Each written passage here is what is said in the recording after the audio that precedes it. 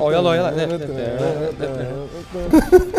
Şöyle nasıl sökülüyordu, nasıl söküldüğünü de unuttum. Önceki bölüm. Ondan sonra neler yaptık? Bir onu ilk önce en baştan bir konuşalım ve neler yapmaya devam edeceğiz gibisinden. Fırat ilk defa bu motorda önden başladı. Pimler geçecek. Bıçak gibi, bıçak sapı gibi oldu. Evet, aslında. Ortada da yine güzel pirinçten. Şu alt bağlantı var ya. Normalde bunu aslında bir tane kalıpçı frezesi de olsa cürt cürt kesip de halledebiliriz.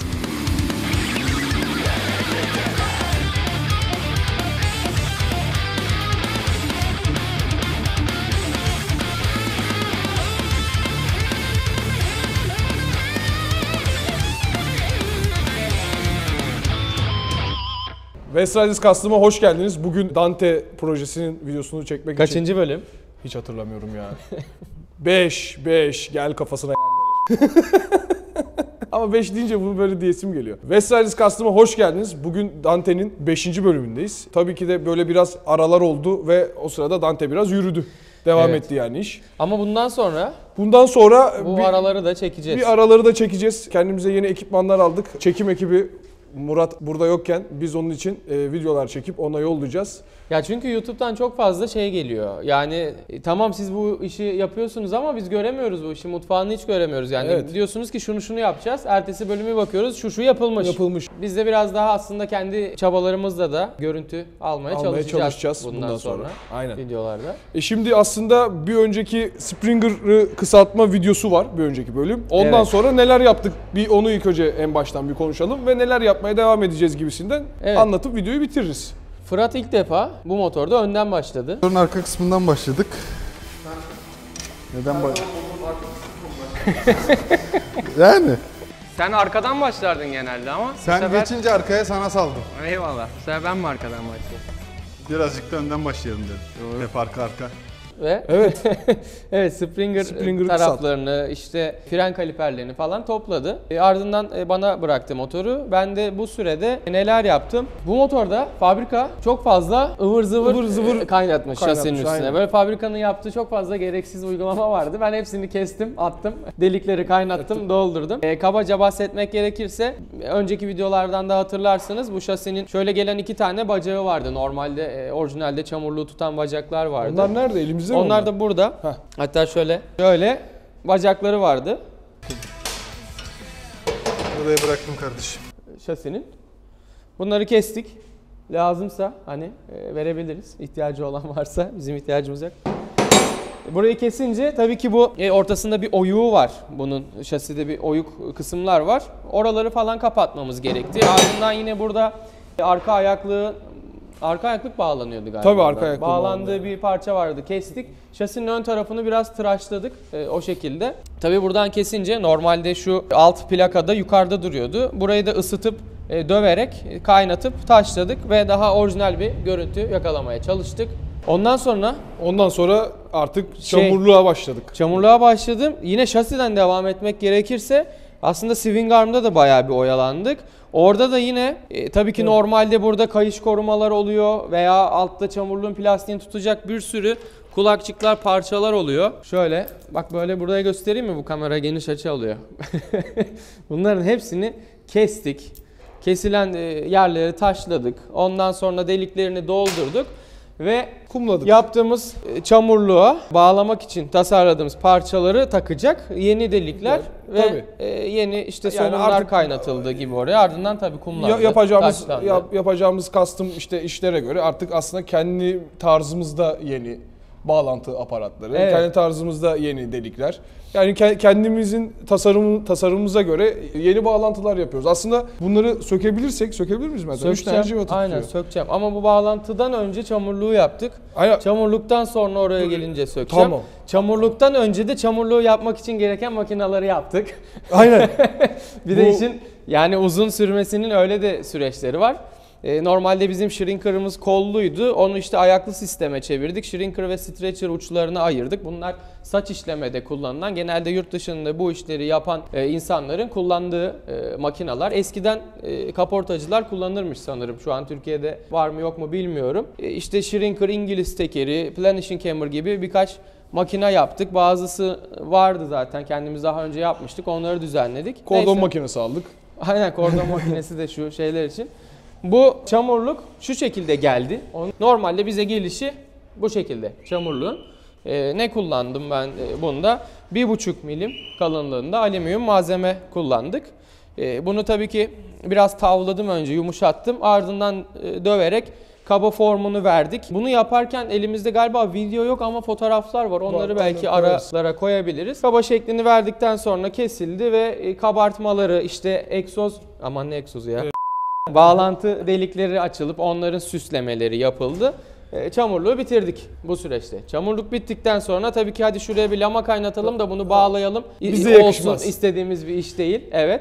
Ardından bağlantı parçalarını tasarımına kafa yormaya zaten başladık. Dante'nin diğer bölümlerini de izlerseniz orada sürekli söylediğimiz şöyle bir şey var. Bu motoru ortaya çıkaracak en güzel şeyler detaylar olacak. Yani o yüzden bu motorda sürekli detaylara önem veriyoruz ve bu projenin biraz uzun sürmesinin sebeplerinden bir tanesi de o olacak. Yani bu proje ne zaman biter daha bilmiyoruz. Daha böyle detaylara çok önem verdiğimiz, dikkatli bir şekilde gittiğimiz ve tasarım olarak da biblo yapmaya çalışıyoruz aslında. Yolda gidebilecek bir biblo. Evet, aslında hiç motor yapıyormuş gibi de değil. Ya aslında bilmiyorum. Şimdi doğru olan, bunu yaparken motor yapıyormuş gibi hissetmiyorum kelimesi mi doğru, yoksa motor yaparken aslında gerçekten olması gereken bu mu? Yani biz bu şekilde alıştık diye Tabii. bunu mu doğru kabul ediyoruz? Çünkü normalde yurt dışındaki diğer firmalara baktığın zaman, diğer customcılara baktığın zaman gerçekten bu işler böyle dönüyor. Ya ama onların da böyle motor alıp yağmurda haldır huldur çamura girdiklerini Yok, düşünmüyorum. tabii, Yani. Kıyamıyorlardır yani. Bir de öyle değil. Çok motorları. emek veriliyor çünkü işe. Bağlantı parçalarında da bunu şimdi birazdan detay çekimini de alırız. Yukarıda ve aşağıda da bir tane asimetrik olmak üzere 2 tane parça tasarladık. Bunları da krom malzemeden ürettik ve polisajını da yine kendimiz yaptık. Taşlamaları, polisajını, çamurluğu bağladık. Ardından hatta bunları bir sökeyim, Bir söküp göstereyim. böyle Nasıl hem söküldüğünü de. çamurluk dışarıda gözüksün hem bağlantı aparatlarına bir detay girebiliriz. Şimdi normalde bunlar kapalı. Çamurluğun bağlantı yerleri aşağıdan vidalanıyor. Hani oradan sökmek istersen düşünüyorsun tekeri mi sökmem lazım diye, ama bak yanlış. Muhabbet. İşte çalışırken konuşmuyoruz, konuşurken çalışmıyoruz. Buradan bir bağlantı daha girdik şasiye. Yani tekeri sökmeden de çamurluğu bu şekilde alabiliyoruz. Hemen sökelim. Burada hızlandırılmış video. Hadi Mertan biraz daha hızlı. Son bir civata geliyor. Gelmek üzere. Geldi. Dur şöyle. Yok tutmana gerek yok. Kendi lütfen. duruyor zaten. Ağırlık merkezi, altın oran, her şey. Hesaplandı. Her şeyden duruyor. Şey var ya, Bir şey sökmeme matematik gerek yok. şey yapan. Aynen. 这个时间都是卡死的，就是15分钟，做的越多， Şöyle, nasıl sökülüyordu, nasıl söküldüğünü de unuttum. Evet, aldık. Şimdi detay görüntüleriyle sizi baş başa bırakıyorum. Ya şöyle bir üst bağlantı parçası işledik. Hatta bunların polisajını yapacağımız zaman gittiğimde, polisaj malzemesi almaya gittiğimde bunu klarnet parçası zannetmişlerdi. Yani belki biraz zorlasak olabilir. Aşağıda Asıl da güzel olan bence aşağısı ya. Ben aynen, ona çok- aşağıda da şimdi normalde motorda asimetrik bir tasarım var ister istemez. Çünkü soldan kayış geçiyor. Biz tabii zincire çevireceğiz onu. Onu böyle bir boş bıraktık. Bağlantıyı da dedik ki asimetrik yapalım. Aşağıdan tek civatayla bağladık. Onda da dönme yapmasın diye de bir tane pim kaynattık aşağıya. Pimi oturtup tek civataya attığında taş gibi tutuyor. İçi de bu şekilde. Bir bağlantıda sisi bardağı olacak. Tabii iyice şimdi bir de burada bir ucundan, bağlantı aynen. yerimiz kaldı. Buradan da sisi var girecek. Yani tesviye olarak benim dört dörtlük hani %100 içime sinen bir tesviyesi olmadı. Burada topu Sür boyacıya. Bir daha.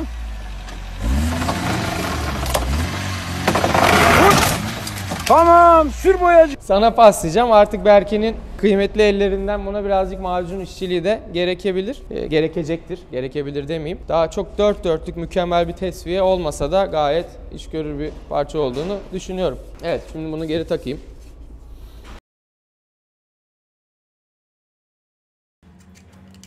Çivatalarını da takayım. Sen de o ara. Ver bir tanesini. Sen de oyala. Ha bu arada tabii bunların bağlantıları içinde yine parçalar işlendi ve swing arm'a diş açmadık aslında. Gömme, somun kaynattık diyebilirim. Öyle daha anlaşılır olur. Yani direkt şasiyi deldim, şasiye kılavuz çektim falan gibi bir durum değil. Hepsinin altında kalın kalın dişler de mevcut.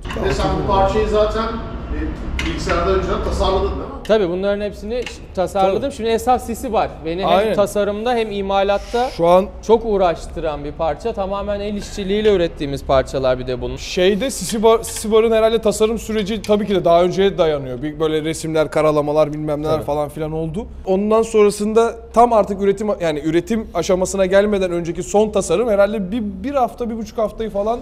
Şey mi, modellemesi Yani mi? hem modellemesi hem işte karton çıkardın koydun. Yok işte oraya değecek Tabii. mi, buraya değecek mi, şöyle mi olsun, böyle mi olsun, nasıl yapacağız falan gibisinden konuşarak Evet. ilerleyip işin sonunda da modellemesine geçmek bir hafta, 1,5 haftayı falan aslında tasarımı. Üstünde yine birkaç fotoğraf, aldığımız fotoğraf var. Aynen, Hani burada işte fotoğrafları da çekeriz. ufak bir kartondan maketi var. Tabii işi şöyle başladık.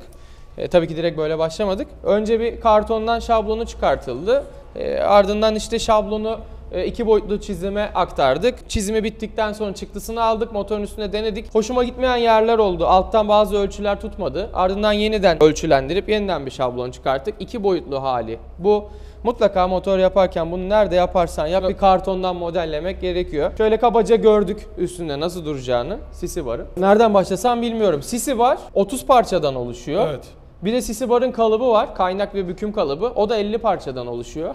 Yani 30 parçadan oluşuyor deyince şimdi insanlar baktıkları zaman işte 1, 2, 3 diye sayacaklar ama Tabii öyle değil. CNC olmadığı için yani lazer kesimle bu tasarımda yani lazer kesimle yapıp kaynatılıp tesviyesi yapılacağı için şu en alt bağlantısından bir başlayalım. Başlayacağım. Mesela o parça kaç parça onu bir insanlara mesela söylemeni Söyleyeceğim. istiyorum. Şu alt parçalar. Alt parçalar. Ha aynen. 30 Biraz fazla parçadan- kestirmiştin sen onları. Oluşuyor dedik sisi var. En alt bağlantısı. Yani Şunu alayım. ya ne kadar ilkel yöntemlerle anlatıyoruz. Şu alt bağlantı var ya. Normalde bunu aslında bir tane kalıpçı frezesi de olsa cürt cürt kesip de halledebiliriz. 3 parçadan yapmayı düşündük. Sadece şu alt bağlantı zaten 3 6 parça bu Aynen. yapıyor zaten. Onlar da şöyle. Lazer kesim, ara parça, diğer parça. Bir elinle birleştir onları. Bunun tabi burada deldik. İmbus başlı cıvata otursun diye deliğini açtık. Bunu bu şekilde birleştirip tesviye edip o parçaları yapabilirsiniz kendinizde. Şimdi bitmiş halini getirdin mi? Bitmiş haliyle bu şekilde oluyor tabi. Yani gördüğünüz gibi 3 parçadan oluşuyor Aynen. ama aslında baktığın zaman şey gibi. Şu şöyle explode halini parmaklarımla gösterirsem. Gibi mesela biri bu. Tamam. Abi şey var. Benim çizemediğim nokta. Şu an çizerim. Evet. Şu an tabii çizerim. program değişti. Program değiştirdim.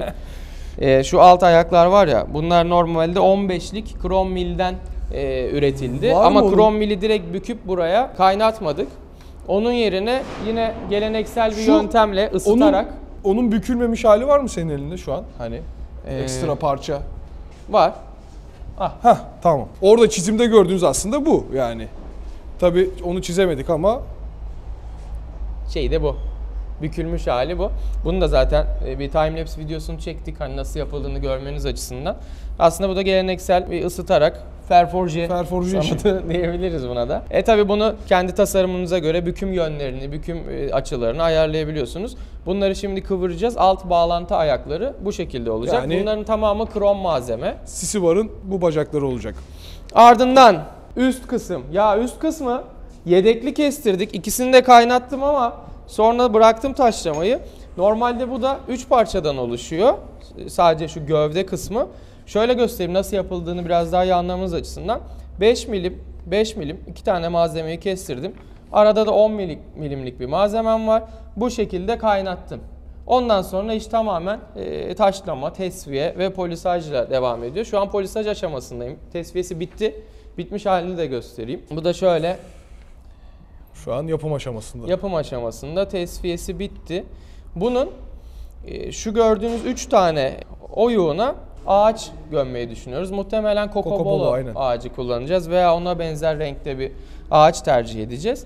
Bu deliklerden pimler geçecek. Bıçak gibi, bıçak sapı gibi olacak Evet, aslında. ortada da yine güzel pirinçten bir CNC işlem. Orada CNC devreye Evet, orada girecek. CNC devreye girmek zorunda. işleme küçük bir logomuz olacak ortada.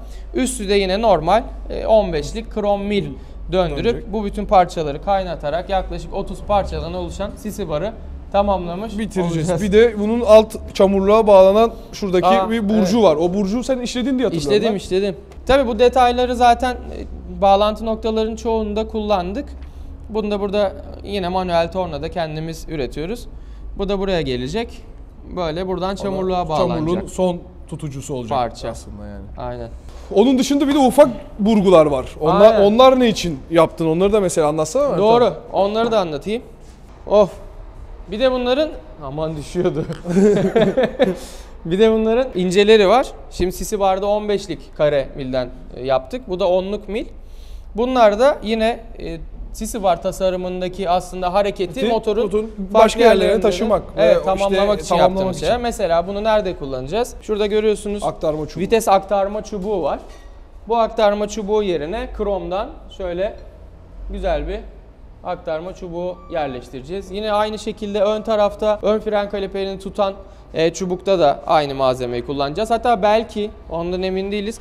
Yan ayaklıkta da olabilir. Belki böyle bir malzeme gerçi normal mil bunları kesip kullanabiliriz. bilmiyoruz daha onlar Şu ana kadar geldiğimiz noktalar bakıyorum bu şekilde. Yani motor aslında ilerlemiyormuş gibi gözüküyor ama hakikaten gece gündüz çalışıyoruz. Yani ben sabah geldim 9'da dükkanı açtım, akşam 6'ya kadar çalıştım. 6'dan sonra evime gittim yattım, olmuyor. Saat 10'dan aşağıya zaten çıkmıyoruz ve sadece bu motorla ilgilendiğimiz halde bile iş Sen bu şekilde. ilgileniyorsun sadece Yani bir kişi bir kişi aynen. full bu motorla ilgileniyor ve yani ilerleme çok hızlı olamıyor. Mümkün değil. Nasıl olur? Son zaten herhalde bir buçuk iki aydır falan 9-10'da falan aşağı çıkmıyoruz dükkandan. Evet. Bir de şimdi bizim tahminimizden biraz daha erkene çekildi fuar. Of.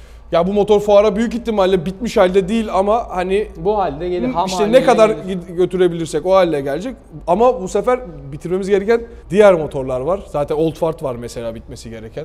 Falan Evet. gibisinden işler olduğu için çok yoğun bir tempoda çalışıyoruz. İşte bu temponun da çalışırken videolarımızı çekip aslında Onları paylaşmayı düşünüyoruz onları size yakında. paylaşmayı düşünüyoruz yani artık.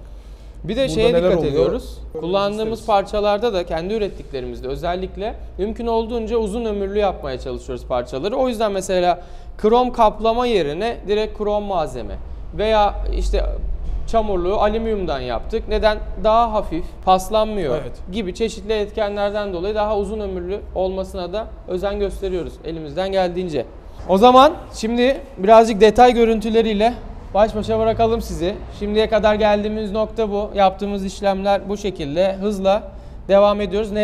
Nereden devam edeceğiz? Onu da söyleyeyim. Olur.